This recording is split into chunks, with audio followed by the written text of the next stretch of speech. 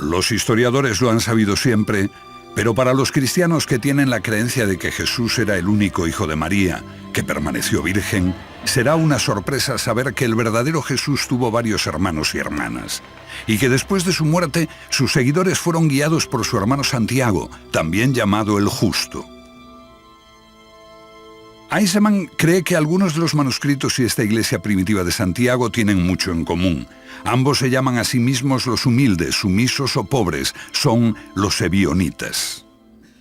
Entonces, los manuscritos están utilizando la misma palabra para referirse a la comunidad del maestro virtuoso, que ese cristianismo primitivo utiliza para referirse a la comunidad de Santiago. Tengamos cuidado. ¿Está diciendo que esos son los primeros cristianos, o no? No, los primeros cristianos que conocemos por lo que dicen las Escrituras, es decir, los primeros cristianos palestinos. Ahora tenemos que decidir qué se entendía por cristiano de Palestina en este periodo para contestar su pregunta. Y a esa otra discusión técnica que podemos tener. ¿Quiere decir que existe una diferencia entre los primeros cristianos de hecho y los primeros cristianos de fe? Por supuesto, hay una gran diferencia e incluso no sé si alguna vez se llamaron cristianos. Ninguno de ellos se habría considerado cristiano. La Biblia apenas habla de la iglesia primitiva, de Santiago y de otros miembros de la familia de Jesús. No se veían como una iglesia separada. Su única diferencia con los otros judíos está en la esperanza de que Jesús regresará como Mesías. Pero por otra parte eran judíos estrictos y piadosos, al estilo de los escritores de los manuscritos. Además, estos manuscritos no lo mencionan con claridad, pero es posible que algunos fuesen realmente de ese tiempo. Eisenman ve un fascinante paralelismo. De los manuscritos surgen tres personas. El líder, llamado el maestro virtuoso, que no fundó el movimiento, pero marcó el rumbo. El sacerdote malvado, un enemigo exterior, probablemente el sumo sacerdote de Jerusalén, a la cabeza del sistema. Y una tercera y fascinante figura que perteneció al movimiento pero fue expulsado y se llamaba el embustero. Y a este embustero alguien le dijo que impartiese enseñanzas equívocas de la ley, para eliminar la frontera que los antepasados habían establecido, para llevar a la gente por el mal camino y negar la ley en medio de toda la comunidad. No podría ser una descripción mejor de lo que hace Pablo en la conferencia en Jerusalén, en el libro de los Hechos y en su carta a los apóstoles.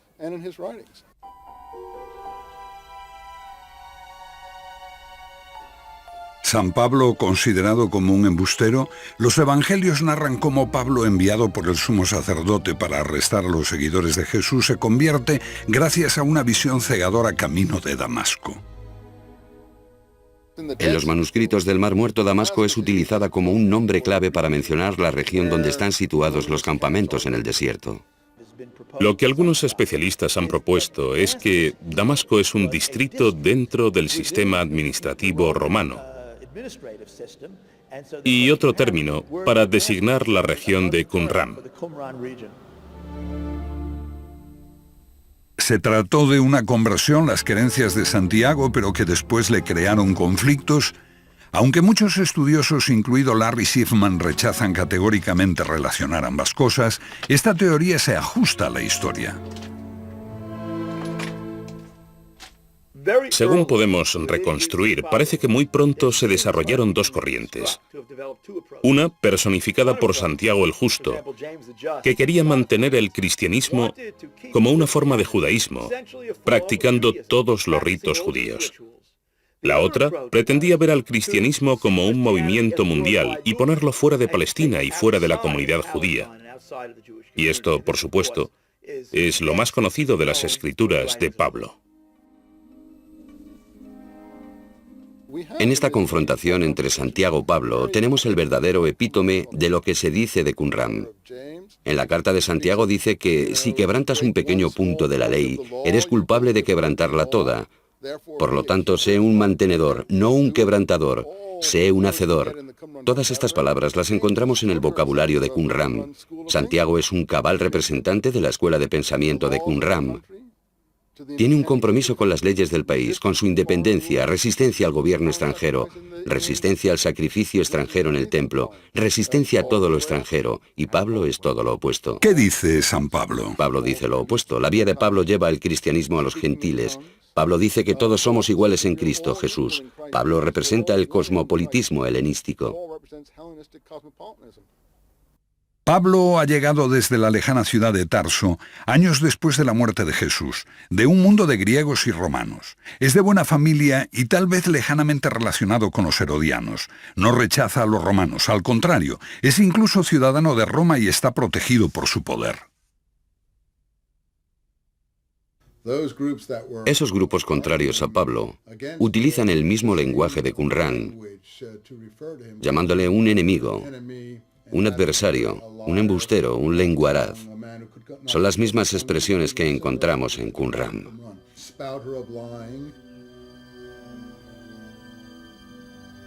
La disputa con los seguidores de Santiago resuena en las Escrituras. Cuando exhorta a abrir la fe a los gentiles en el templo, Pablo es rodeado por una multitud enfurecida de judíos que lo quieren matar. Los soldados romanos lo salvan. De la pluma de Pablo surge otro Mesías, respetuoso con el poder, que invita a poner la otra mejilla y a dar al César lo que es del César.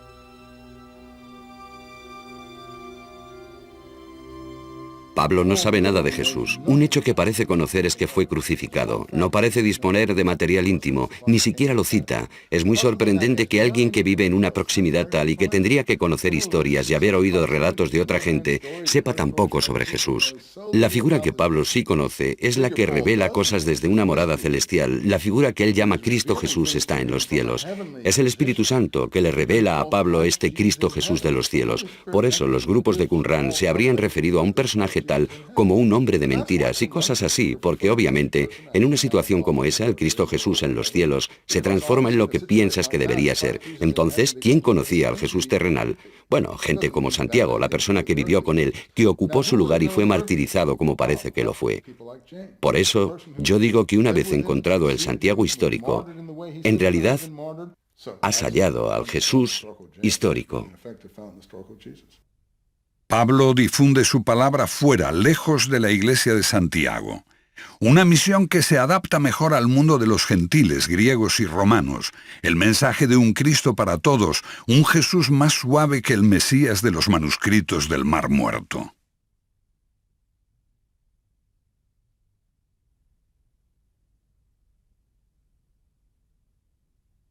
El vocabulario es el mismo, pero los conceptos se invierten. En lugar de agresividad encontramos pacifismo. En lugar de combatividad vemos reconciliación. En vez del mesianismo apocalíptico, tenemos un mesianismo espiritualizado. En vez de un Mesías guiando a las huestes celestiales en una guerra apocalíptica contra el mal de este mundo, vemos a un Mesías que hace milagros, a una figura sobrenatural. La respuesta es muy simple. El poder romano impuso un movimiento mesiánico no amenazador, no combativo y no agresivo que podría tolerar. Los manuscritos se rechazaron porque daban otra interpretación. La gente que conservaba estos manuscritos se negaban a ser parte de ese acuerdo. De hecho, eran muy contrarios y pagaron el precio final. Creo que una de las razones de que los manuscritos estuviesen en una cueva es porque nadie pudo regresar y recogerlos, lo que quiere decir que todos perecieron.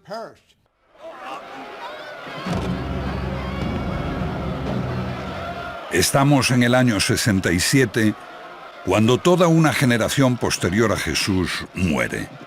Los judíos se alzan contra el poder romano, espoleados por una profecía que anuncia la llegada de un nuevo gobernante del mundo.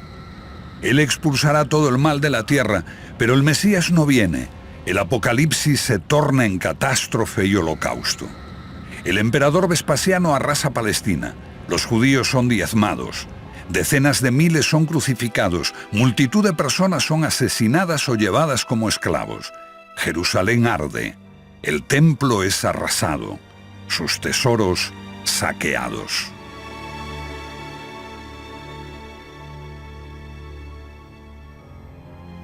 En este holocausto, los escritores de los manuscritos desaparecen y la iglesia de Santiago se evapora. Lo que queda son las comunidades que Pablo había creado. Serán el modelo del futuro cristianismo y los evangelios. Sin el testimonio de ningún testigo ocular, escritos por apóstoles separados de la vida real de Jesús por una o más generaciones y por la grieta del holocausto. Los evangelios de Marcos y Lucas fueron escritos entre los años 70 y 90 después del alzamiento, el de Mateo entre el 80 al 100, y el de Juan más tarde incluso 3 o 4 generaciones después de Jesús. ¿Qué credibilidad tienen los evangelios? Un hecho crucial para los cristianos es la resurrección. ¿Cómo se describe esta?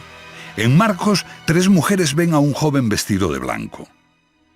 En Lucas, 3 mujeres y 3 hombres ven a 2 hombres con trajes brillantes. En Mateo, 2 mujeres ven un ángel. Y en Juan, solo María Magdalena ve a 2 ángeles. Al compilar su Nuevo Testamento, la Iglesia de Pablo tuvo muchos testimonios contradictorios entre los que elegir, y mucho lo decidió la política del momento. La selección necesitaba tener un amplio atractivo y excluir lo que no agradase a los gentiles. Necesitaría afirmar una ruptura con el judaísmo y desviar la atención de la iglesia original de Jerusalén y trasladar cualquier culpa de los romanos en la muerte de Jesús a los judíos. Así, Jesús casi se transforma en un no judío.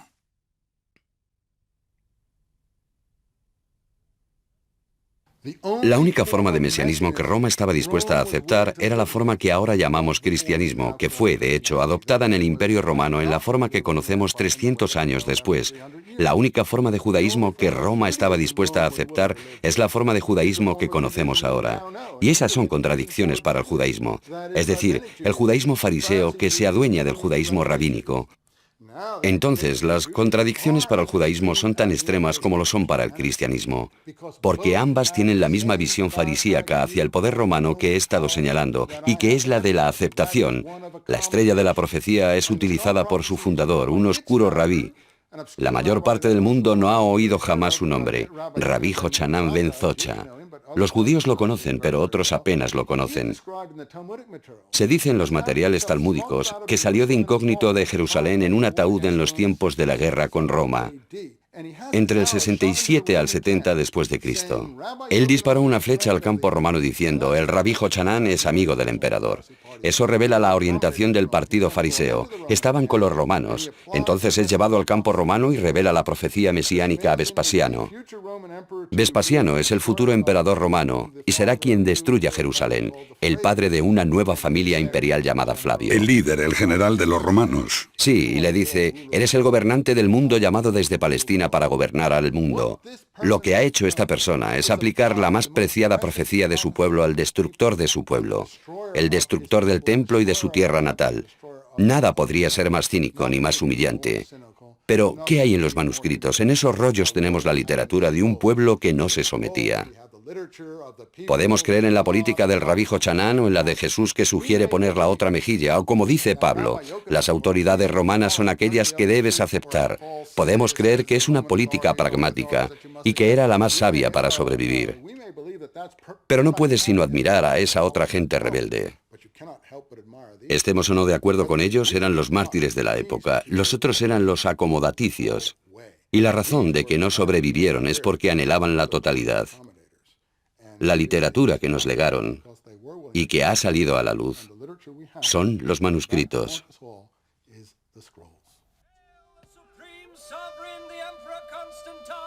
Nicea, año 324, 3 siglos después de Jesús. Constantino, el primer emperador romano en abrazar el cristianismo, convoca a los obispos. Existen disputas teológicas sobre la verdadera naturaleza de Jesús, hombre o Dios. Lo que decide Constantino se convertirá en la base del credo cristiano hasta hoy.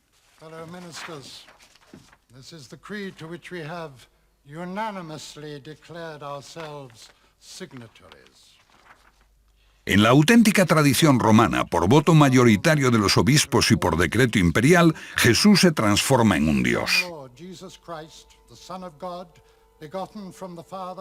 God from God, light from light, true God from true God.